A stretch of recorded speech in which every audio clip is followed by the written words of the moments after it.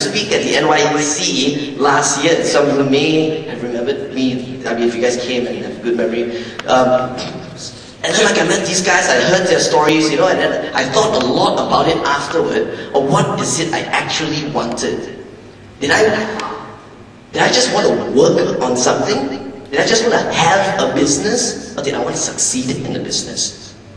I think a lot of people say, like, oh, when I save some money and retire, maybe I want to have a business, or maybe I want to have a restaurant, but what if they said, I want to succeed with a restaurant? What does that mean?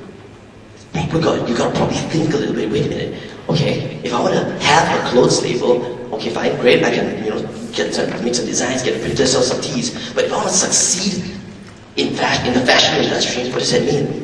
Maybe I don't even have to design t-shirts. Maybe I just resource, I put pool designers together and I become a market for them. Maybe I take a strategic partnership from Indonesia, to Malaysia, import-export. It means a completely different thing. It's all a matter of wordplay for me. So it's so dumb. I was like, oh my God, for the past 3 years I just wished to work on exciting things related to my passion, but I didn't really specifically say that I wanted to succeed in them. So that's why I stopped and said, okay, fine, hold on. Let's rethink this for a moment. And I did a bit of soul searching, like Aiden said, thought about it a lot. And I'd recommend, like everything they say today, you sort of meditate on a lot of things they say as well, because that's why I did it for a while. I was completely disillusioned for about 2 months, looking back on all this fun stuff, and like, you know what, is this going to sustain for the next few years? Is this living up to my fullest potential? I said no. I was just like, having fun, that's it. So, in the course of this research, what I did was that I was just reading up some stuff, and I came across this presentation by, I forgot his name, Greg McAdoo, okay, that's his name, of Sequoia Capital. So one of the most successful venture capital firms, they invested in like Google, Yahoo, and all the profitable companies. But anyway, so he was the senior partner there, and he was giving this presentation, and this one picture flew into my face, like boom! That picture was a picture of a surfer. Like it was a wave, it was like this really big wave. And he plotted out like the history of like 30, 40 years of investments with Sequoia Capital, that those investments which succeeded and those investments which failed, those which failed were not riding on a big wave of change or a big market, in business plan terms, like total addressable market, total market size, you call it whatever you want, but it was like a big wave. So it's like those who failed, the wave wasn't that big. In fact, they've invested in some risky companies which were going against the wave, a wave which wasn't even there. So those who succeeded rode on extremely huge waves, like say like YouTube and everyone's got a camera phone or video, digital cameras getting very cheap, so on and so forth, a lot of people go to the internet, big waves. So I said, okay, you know what, I'm going to find a wave. And things just clicked in, things really just clicked in. Because through this NYC alone, I met so many people, I met all these guys, I met Joel Neo, I met a lot of these great people, and I noticed, wait a minute, I'm stuck smack dab in the middle of a really, really big wave. You are stuck in the middle of this really big wave as well.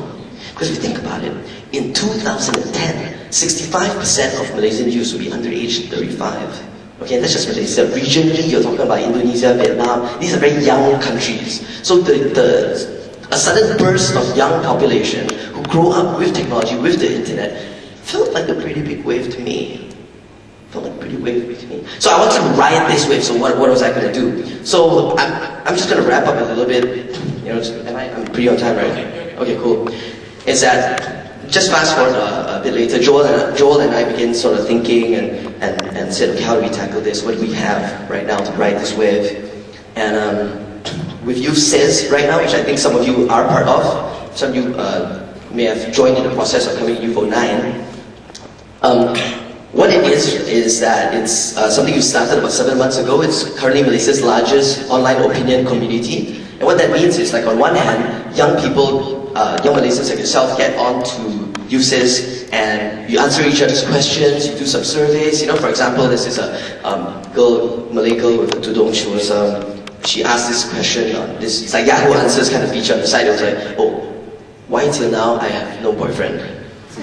So, what happened was, like 260 young Malaysians from all over the world, all over the country, which from different backgrounds, some of them a bit more like, why you even need a boyfriend? Some of them like, okay, here's my Yahoo, YM. But imagine if a company or a government asks a question like that, and they get the kind of answers they want from across Malaysia. They're going to know what they want to do, and that's what we did. The 70,000 Malaysians, which are on usage.com right now, they've answered questions and guided big brands like Astro, Celcom, TM, the Ministry of Youth and Sport. In key decisions, they come to us and we shoot these surveys out, and these kids answer them, and they are so impressed with the quality of results and the kind of decisions they can make based on hard data. So before this, like, market research was maybe a little bit too expensive or maybe a bit too out of mind, and maybe they didn't think it was so easy. But because of this, suddenly we've got a lot of the governments and the clients and brands being very, very interested in what the young people have to say, and they can finally listen to it. Because if you think of something and you want to say something to, say, Dutch Lady or HSBC, you're saying one thing, you say, yo, that's great, Dutch Lady is awesome, you're saying one thing. What if 1,000 of you said that? If you had a complaint, one complaint, you write that on your blog, versus like 2,000 of you giving the answer directly to the CEO of Celcom or whatever it is, the brand who's like wanting to listen about it.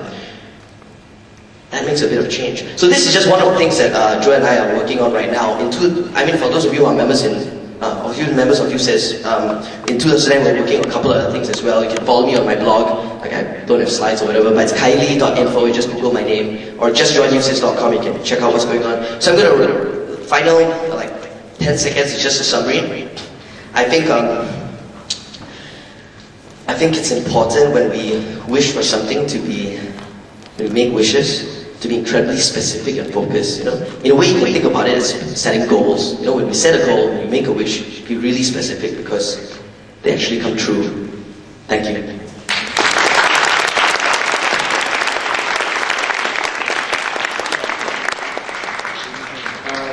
Four things I got out from it. Don't have too many passions. Be careful of what you wish for. I need to elaborate a bit on that. Those people that thought that once I get funding, my problems are over. I think my friends here and those that have gone through the motion will tell you that once you get the money, the problem actually really starts. Especially when you get investment equity funding, then the problem really, really starts. Succeed in your passion and ride the huge waves. I think those that saw Khailee presenting in the Inotech program last year spoke